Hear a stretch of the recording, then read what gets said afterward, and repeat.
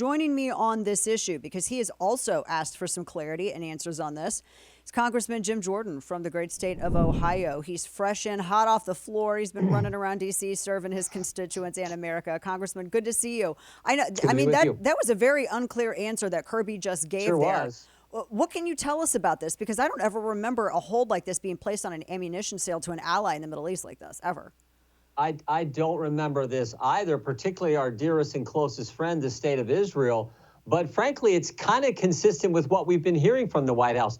Go back to the State of the Union a few weeks ago when Joe Biden stood there in the House chamber and said, we're going to put a temporary pier, a port in Gaza to give supplies to Gaza. And I was sitting beside a colleague of mine, actually a former West Point graduate, and I said, isn't it kind of basic warfare? If you want one side to win, you don't give supplies to the other side? I mean, what are we doing here? Israel's our best friend. Let's help them win. And you help them win by not supplying their enemy and by sending the ammunition that they're supposed to receive from the United States. So I don't get what Mr. Kirby was saying there, and I certainly don't get what Joe Biden's doing. Yeah, and that on the heels of the other story that came out discussing this compromise that I guess Hamas negotiated with itself with the help of Qatar and in Egypt, and they came out and said that they agreed to it. Well, the details that are coming out about this, and apparently the involvement of the Biden administration, he apparently sent one of the CIA officials over to help take part in these negotiations. I don't know if it was in Doha or where,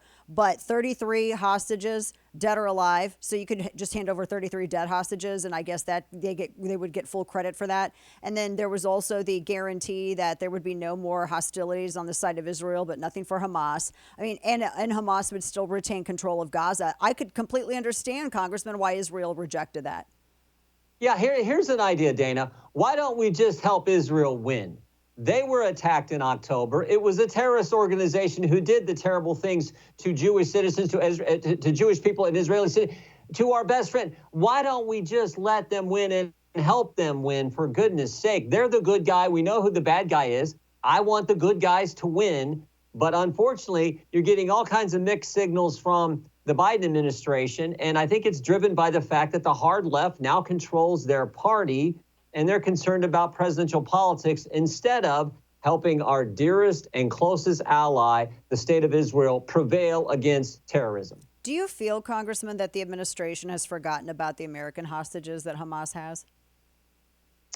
I don't know. It's just, I was asked a few weeks ago about the Biden administration. Some reporter asked me, is there anything good you can say about the Biden administration? And I actually gave it a few seconds. I thought about it, and I said, no, there isn't, because I don't know what they've done right. You can go through all the issues, and they certainly haven't handled foreign policy in a smart way, in my judgment, in a positive way, in a way that's been good for our allies and, frankly, good for the United States. So I just don't know. I just don't know what they're up to. It seems maybe that which is interesting because Biden was always promised to be this foreign policy, this respected statesman. You know, that's why he was put on the Obama ticket. Maybe it's because they're spending so much time looking at domestic issues like censoring speech. I know that you've demanded answers from Amazon, talking with Congressman Jim Jordan, because it seems, and this is so wild to me, that the Biden administration was pressuring Amazon to essentially suppress sales of any kind of publication that were critical of it. This is like 1984 and 2024. Yeah, a virtual book burning, a virtual book banning, do not promote certain books that disagreed with the administration's position. And this was on the heels of Biden administration pressuring Twitter to take down certain posts, the Biden administration pressuring Facebook to take down certain content, the Biden administration pressuring YouTube to take down certain videos. So it's on the tail of all that. They said, oh, not to be outdone, we actually want them to do not promote certain books. Most of the books they want to not promoted on Amazon were the ones that questioned their approach to dealing with COVID. Because, you know, Dana, they were right about everything, right? You know, think about it. They told us it wasn't gain-of-function research in the lab in China. They said it wasn't our money used as a spin in the lab in China. Both those are wrong. They said it didn't come from a lab. I always joke, no, it was a bat to a pangolin to a hippopotamus, and then we all get COVID. They said masks work. They said the vaccinated couldn't get it. The vaccinated couldn't transmit it. There's 7 lies right there. So, but they were telling Amazon, take down, don't promote certain books, and all these other social media platforms to take down content. It's frightening what they were up to. particularly when look, it's a violation of the First Amendment to censor false speech. But these guys were wrong. They were actually trying to censor things that were true, which I think just sort of adds insult to injury. That's a very good point. Talking with Congressman Jim Jordan, I mean, this wasn't even anything that was libelous or defamatory. I mean, it was stuff that was absolutely accurate about their non-entirely scientific approach to the virus and the lockdowns and what worked and what didn't work. So does that mean at some point, and I mean, I realize I'm getting like real far ahead in the timeline of how this stuff plays out, but I would imagine that if people can prove that they were, damaged, book sales were damaged by this, that seems like that's a pretty big class action suit against the administration and Amazon. Yeah, good question. Good. I mean, who knows? We'll try to find out. I'm sure the people who wrote some of those books and found out that they were on the do not promote list or they were suppressed somewhat. They want to check all that out. The other question I have is, what are they doing now in the run up? We're now less than 6 months before the most important election we have, election of who's going to be our commander in chief. And what are they doing now? What kind of pressure there are they trying to exert on social media companies and or Amazon or anyone else to censor speech that they disagree with? We're trying to find that answer out as well. Yeah, that's the key point there, because it seems like we always find out what they're up to after the election, after votes are cast, after things happen, and then we see all of the moves that they have been making. It all comes to light. And speaking of that, you have opened up an inquiry, talking with Congressman Jim Jordan, you've opened up an inquiry into the DEI hiring standards of the FBI after whistleblowers have been sounding the alarm on recruitment practices. I did not realize that as a country, we were so safe and secure that we could now start focusing with these enforcement agencies, Congressman, on DEI practices. Let's just hire the best people. Let's just hire the people who can do the job. Let's make sure the FBI stays what it always has been, that premier law enforcement body, because I still think the vast majority of the rank and file agents are good people. At the top now, that's a different story. I think there are folks here in Washington who are focused on politics and a double standard and going after their political opponents. That's where the problems are really at. So let's don't make it that way across the. Let's hire the best people. But the Biden administration has come in and said we want this DEI across the government and every single agency, including the FBI. And frankly, we've heard about it from my colleagues on the Armed Services Committee that the same thing is happening to the military.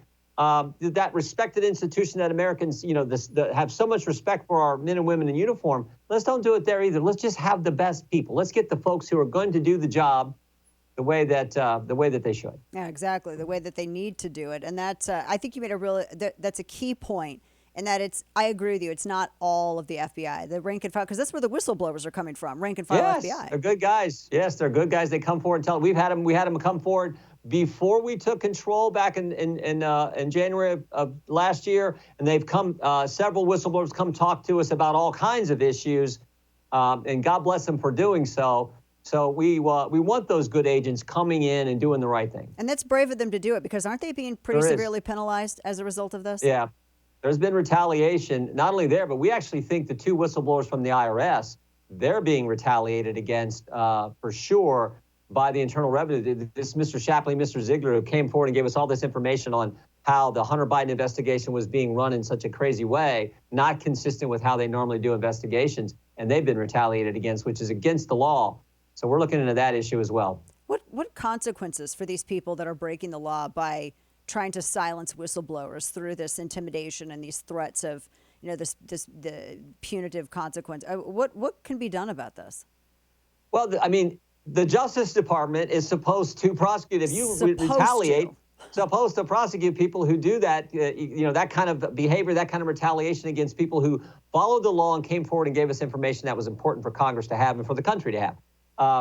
But we'll see if Merrick Garland's Justice Department does that. I'm not holding my breath. Yeah, not holding your breath. Well, I wouldn't either, because we can't even apparently hold people like Mayorkas accountable either. I want to ask you a quick question about House leadership, because I know you're focused on the big fish out there. I feel like a lot of, I hear from people all across the country. We're in hundreds of different affiliates, and we have our online streaming as well.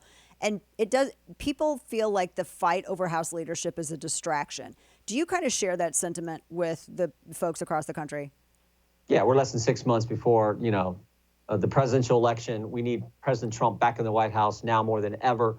I think he's the best president, certainly in my lifetime. We need him back in there. I mean, Joe Biden's been in there. We got Hamas attacking Israel. We got Russia moving into Ukraine. You didn't have that with President Trump. So not to mention all the stuff on domestic policy. So we need him back in the White House. Let's stay focused on that. Winning the White House, keeping the House, taking back the United States Senate. Let's stay focused on that. That's what we should be doing, not changing, not having a third speaker in one with Congress. barely a 1-seat majority. My fear is that you could see a Speaker Jeffries. I just feel like Murphy's Law will come into play here, and that kind of scares me. Yeah, we don't want that. We do not want that. Congressman Jim Jordan, we always appreciate our time with you. Thank you so much for working so hard on behalf of Americans. Good to talk with you. Thanks for what you do. Of course, Take care. You too.